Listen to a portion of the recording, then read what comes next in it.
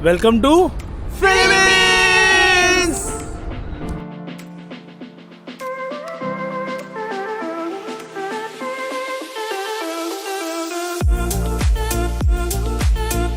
तो आपका स्वागत है जिप्सी निसर्ग में, और ये मेरी कंट्री नंबर 18 है जिसका नाम है फिलीपींस। तो आज दोपहर को ही हम यहाँ पहुँचे हैं। हमने कल मलेशियन एयरलाइन की फ़्लाइट ली थी और अभी हम फिलीपींस में हैं और हम मैगेलन क्रॉस में, हमारी होटल बस बगल में ही है। ये फोर्ट सैन पेड्रो का इलाका है जो प्लाजा इंडिपेंडेंस स्क्वायर के पास है। मैगेलन क्रॉस से 400 मीटर की डिस्टेंस पे ही है।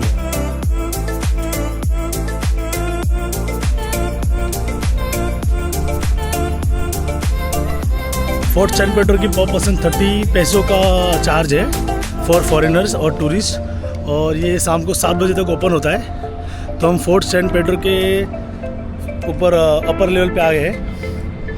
यहाँ से कुछ सिटी दिखता है इस तरह से।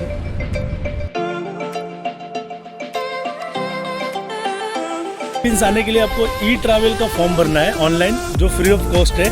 और इमिग्रेशन में इतना कुछ है नहीं ज़्यादा, बस वो पूछते हैं कि रिटर्न टिकट है, कब की है, तो वो हिसाब से वो स्टैम्प मार के देते हैं और वीज़ा पूछते हैं। तो आपको बताना कि मेरे पास ई ट्रैवल है।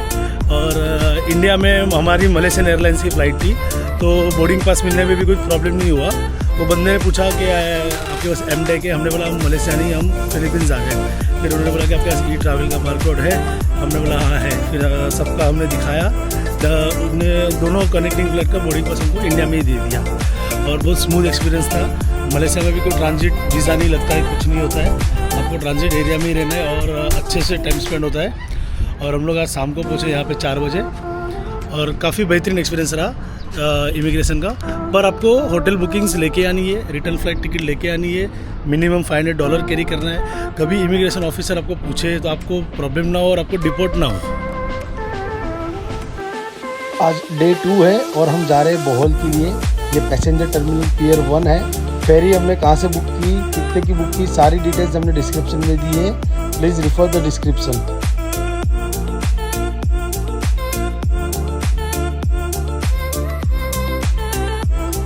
ये ओशियन जेट फेरी का टूरिस्ट क्लास है। यही फेरी में बिजनेस क्लास और ओपन एयर भी है।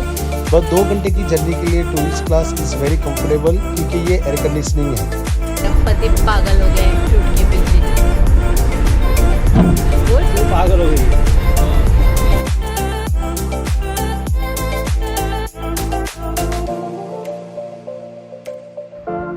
Welcome to beautiful resort of Bathala, जो पंगलाओ आइलैंड पे अलोना बीच के पास है। हमने 2 नाइट के लिए 2 कमरे 29,000 में बुक किए, जिसमें ब्रेकफास्ट नहीं है और वेलकम ड्रिंक था। और हमने 2 व्हीलर भी इनके पास से ही रेंटल की थी। ये रिसोर्ट की खासियत है, यहाँ पे जैकुजी भी है और स्विमिंग पूल आप रात को 10 बजे तक इस्तेमाल कर सकते हो। काफ़ी अच्छी सी एमेनिटीज़ है और काफ़ी अच्छा बारटेंड है, काफ़ी अच्छा सर्विस है। 2 नाइट के लिए हमने काफ़ी लग्जूरियस रिसोर्ट बुक किया था।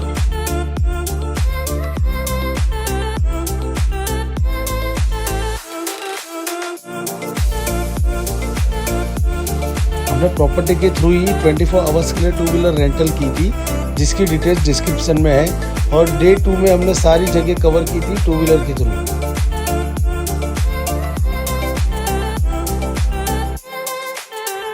डे 2 हमने टारसिया सेंचुरी से शुरुआत की, जहाँ पे कॉस्ट 150 पैसों पर पर्सन है। यहाँ पे एक आपको छोटा सा प्रेजेंटेशन दिया जाता है, उसकी जोग्राफिक और साइंटिफिक नॉलेज दी जाती है। फिर वहाँ से आपको एक शटल सर्विस पार्किंग रोड से सेंचुरी तक लेके जाती है। वहाँ पे आपके साथ एक गाइड आता है जो आपको टारसिया दिखाते हैं अंदर, आपके बिहाफ में फ़ोटो लेते हैं और वीडियो भी लेते हैं। तो इट्स एन अमेजिंग एक्सपीरियंस। ये प्राइमेट इंडोनेशिया, मलेशिया और फिलीपींस के आइलैंड्स पे ही पाया जाता है।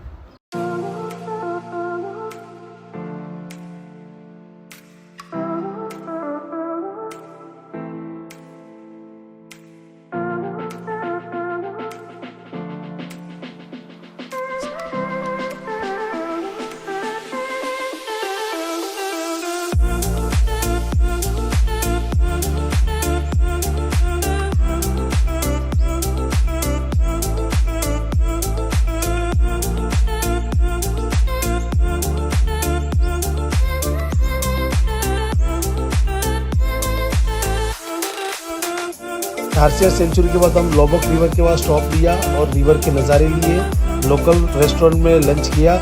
हाँ, ये वही जगह है जहाँ पे आप लोबक रिवर क्रूज़ भी बुक कर सकते हो, बट हमें चॉकलेट हिल्स और आगे भी जाना था तो हमने बस स्टॉप ओवर करके आगे बढ़े।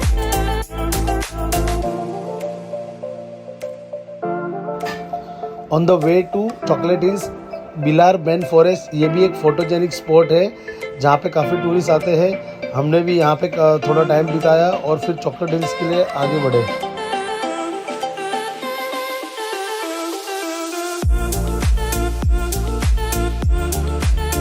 Welcome to Chocolate Hills. और यहाँ पे पहुँचने के लिए आपको पार्किंग लॉट में गाड़ी पार्क करनी होती है। अगर आप पैकेज में आते हो तो आपके व्हीकल्स को ऊपर अलाउड है, अदरवाइज आपके पर्सनल व्हीकल्स को आपको पार्किंग में ही छोड़ना होता है। यहाँ की एंट्री टिकट 100 पैसों पर पर्सन है, जिसमें उनकी शटल सर्विस इंक्लूडेड है। यहाँ से नज़ारे काफ़ी अच्छे हैं। यहाँ पे आप सोवेनियर्स भी खरीद सकते हो और खाना भी खा सकते हो, क्योंकि नीचे रेस्टोरेंट फैसिलिटीज़ भी है। और ये नज़ारा देखने लायक था। माहौल इज़ वेरी ब्यूटीफुल।